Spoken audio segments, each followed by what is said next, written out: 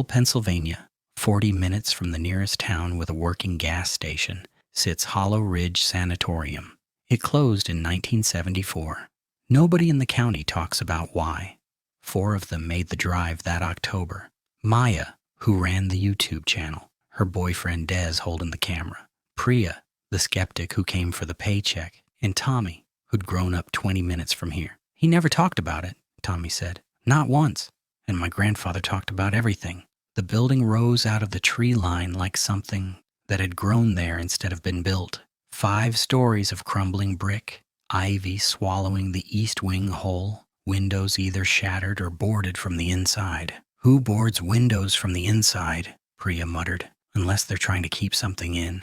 The front doors hung open, rusted off one hinge. Inside, the air was wrong, cold in a way that had nothing to do with October, thick with mildew and something underneath the mildew, something Swedish and old. Their flashlights caught wheelchairs frozen mid-roll, gurneys with leather restraints still buckled shut, a reception desk where a logbook sat open to a page dated March 14th, 1974. The final entry was a single word written over and over until the pen tore through the paper. Stop, stop, stop. They found the patient files in the basement archive, water damaged and swollen, but legible enough. Dr. Aldous Renner had run Hollow Ridge for 11 years before the state shut it down. Renner hadn't just treated his patients. He'd been trying to empty them out. Sensory deprivation for weeks, drug cocktails that stopped patients from dreaming, procedures with no name and no precedent, all in pursuit of the clean mind. Page after page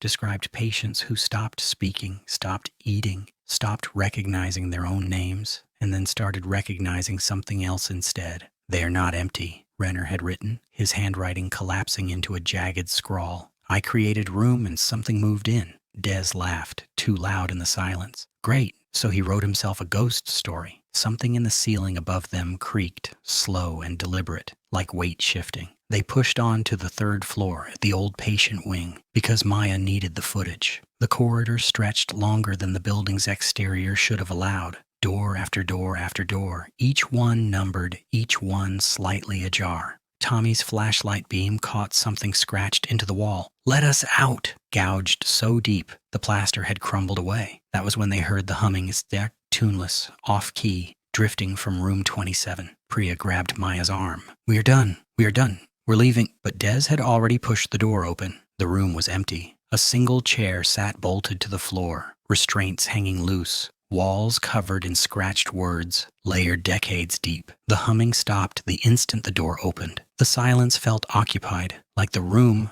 had simply stopped pretending no one was there. Then the chair rocked, just slightly, as if something invisible had shifted its weight to look at them. They ran, down the long corridor, doors slamming behind them, footsteps matching theirs from somewhere just out of sight. They burst through the front entrance into the cold night air and didn't stop running until they hit the car.